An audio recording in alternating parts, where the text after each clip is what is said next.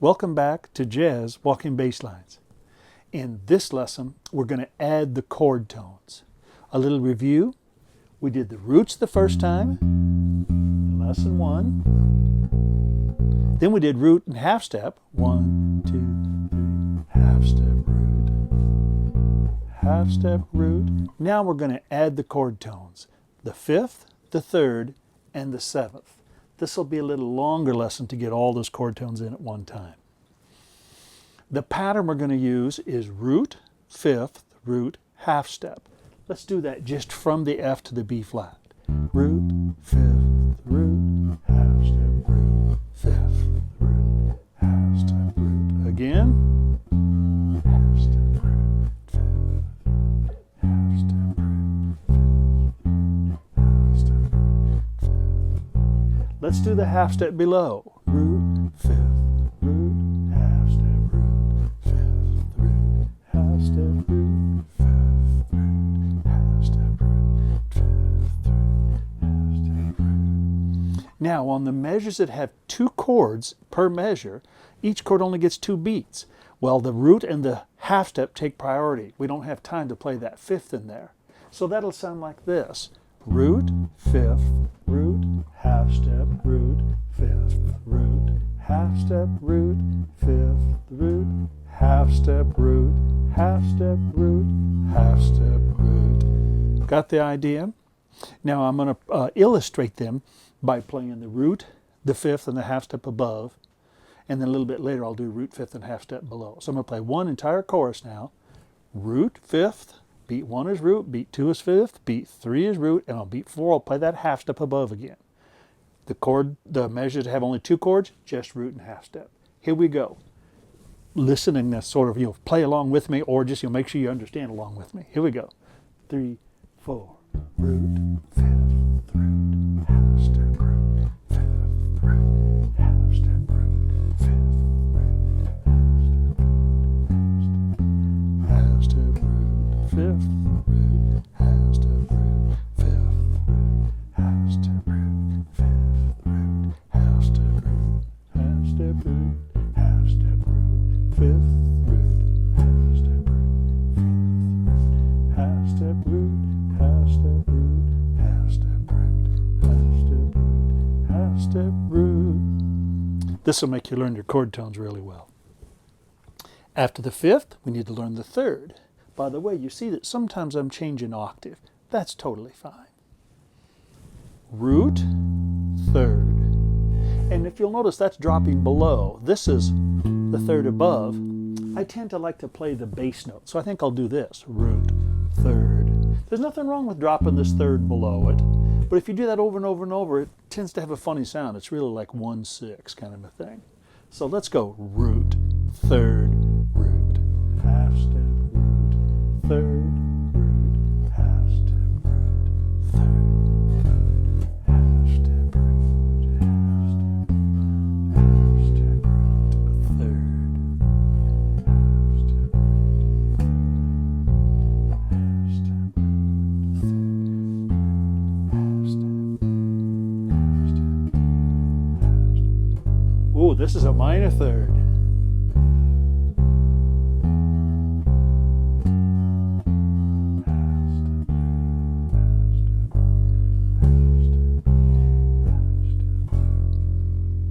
In that blues, those chord changes, that G, it happens to be a G minor 7. So we have the minor 3rd instead of the natural 3rd. All the rest of the chords in there that were where we are playing a 3rd, they're dominant chords. So now again, I'll play this from beginning to end now, which is the root, 3rd, root, and half step above. Here we go. 2, 3, 4.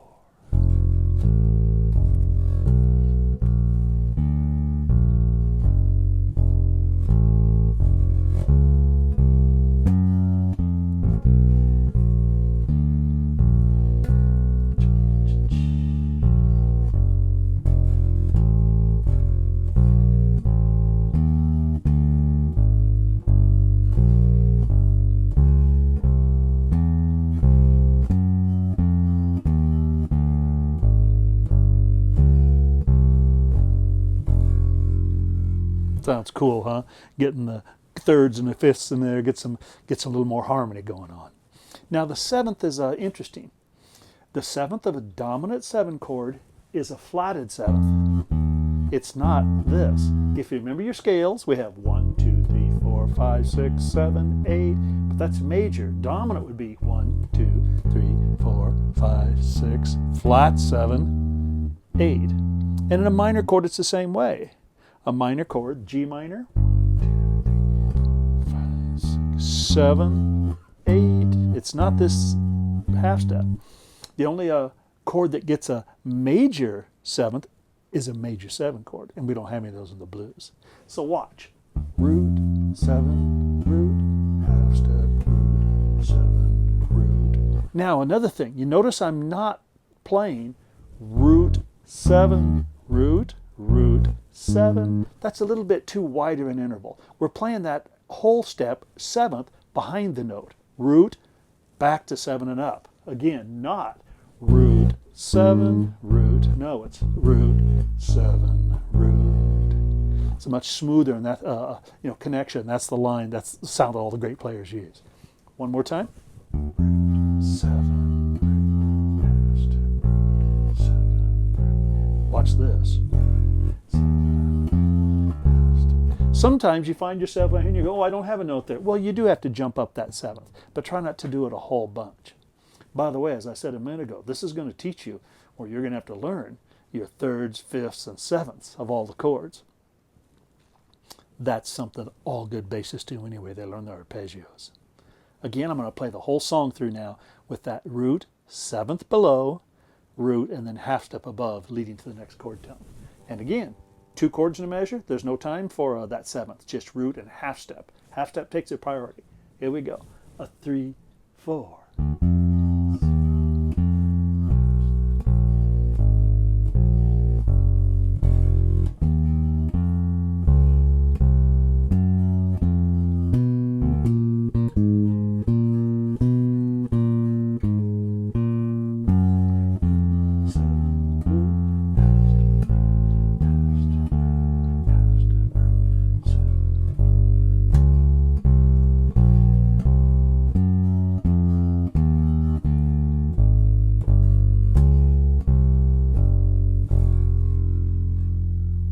Now this is usually the place when I'm talking to a group of people. I say, any questions? So let me anticipate a few questions for you, okay?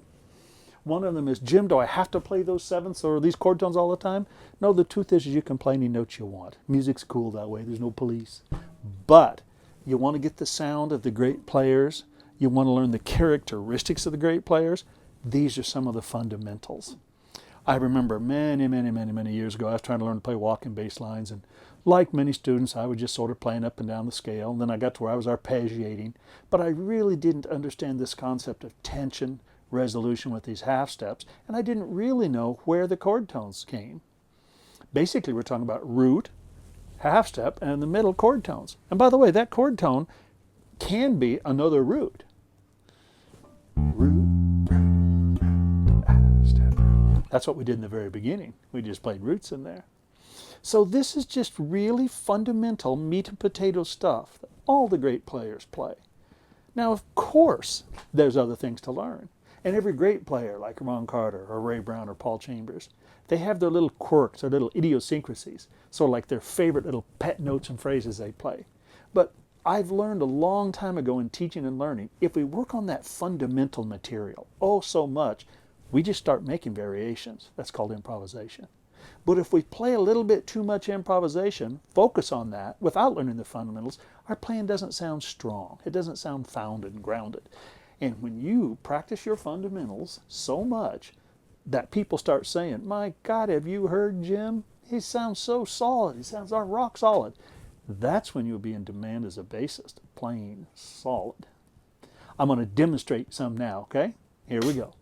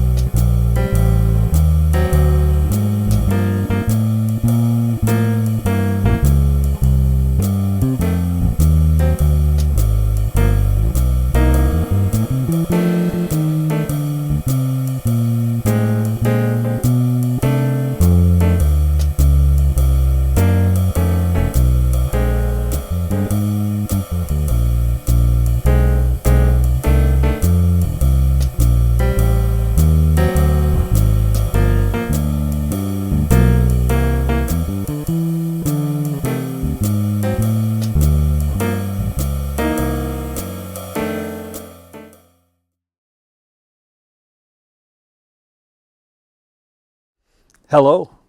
Thank you for watching and supporting our videos. I'm wanting to invite you over to our Patreon site. This is where we offer people a chance to support what we're doing. If you like the videos you're seeing, I ask for your support as a patron. If you don't know anything about it, there's a bunch of tutorials. Just go to patreon.com/JimStinnett. And it's an opportunity for you and everyone to support what we're doing and help us bring bass education to people all over the world. Thank you very much.